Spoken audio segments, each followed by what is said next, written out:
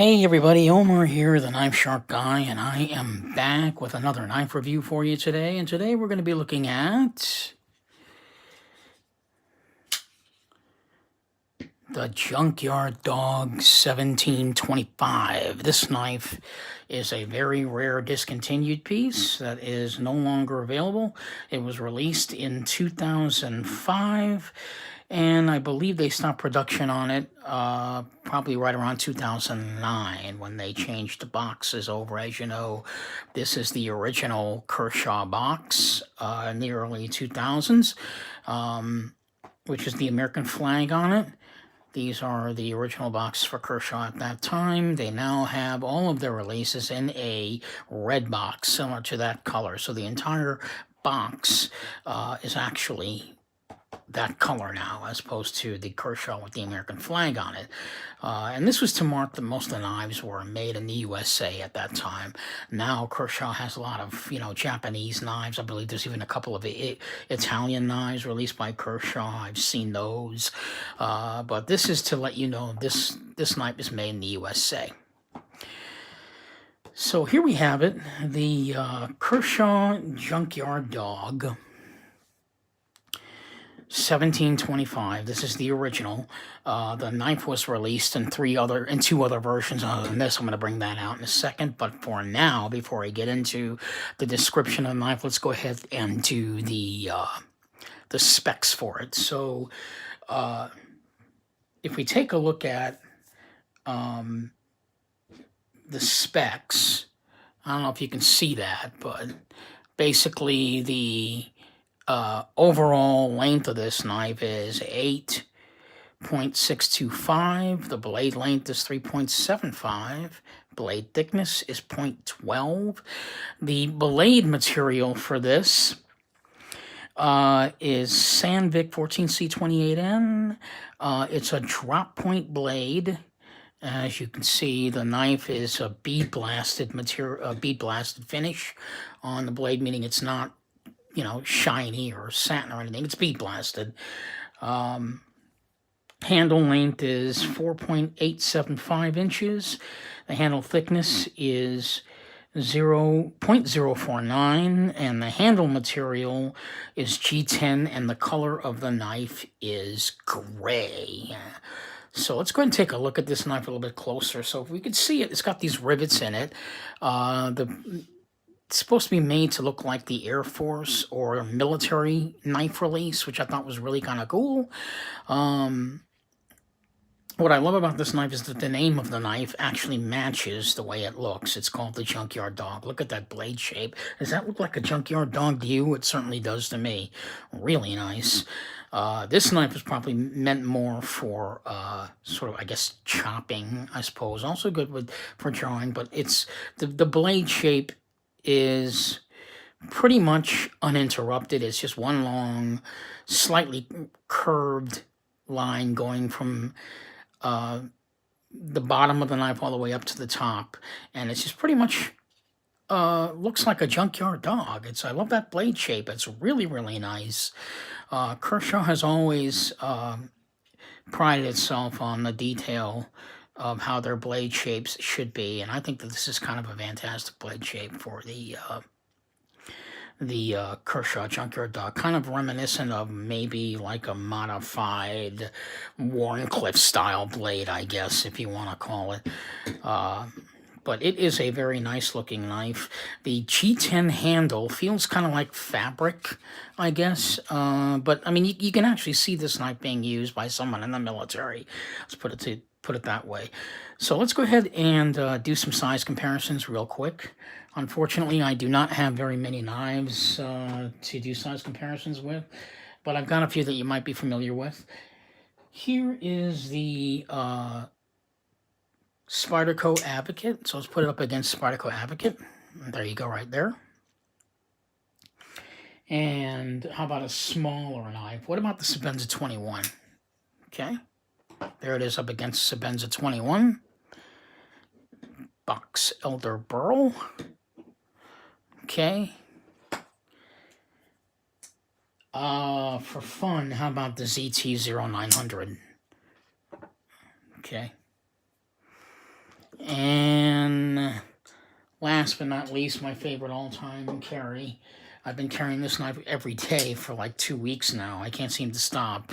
And I've had it for like 5 months. The Chris Reeve and Cosi. So it's roughly the same size as a Chris Reeve and Cosi. Right around a slightly a little bit larger than 3.5. How about that? So there you go.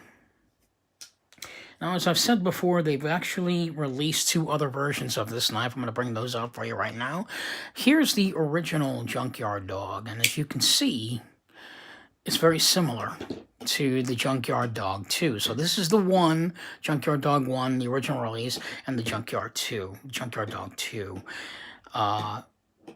So the original one was actually a smaller knife, and then they went and decided, well, for the Junkyard Dog 2, we'll make it bigger and put the handle on G10. But very similar looks. As you can see, it got the rivets on the Junkyard Dog 2, and on the one, same thing, the rivets. The big difference between the 2 knives is this knife is made of stainless steel, all stainless steel, and this is G10. So, but the details on the first Junkyard Dog, there's more detail on it. I mean, there's the insignia for the Air Force right there. 1720 is the model number of the knife. They actually put that on the handle itself to make it look like, I don't know, maybe that's the number of the plane or something. And then on the back, you've got a fuel door right there, which I thought was kind of cool. And it says no step right up above there. Very similar pocket clips. If we flip them around, you can see they're exact same pocket clips. The pocket clips were meant to kind of emulate the blade itself, because they look like they belong together. Tim Galion, who designed this knife, really had a perfect understanding of how he wanted this knife to look. And to me, I don't know about you guys, but to me, the knife does look like a Junkyard Dog. I thought that was just a really inventive on his part. Very artistic choice right there. So price-wise, this knife was selling for roughly about, I'm going to say about $65 at the time, maybe $70 during its heyday.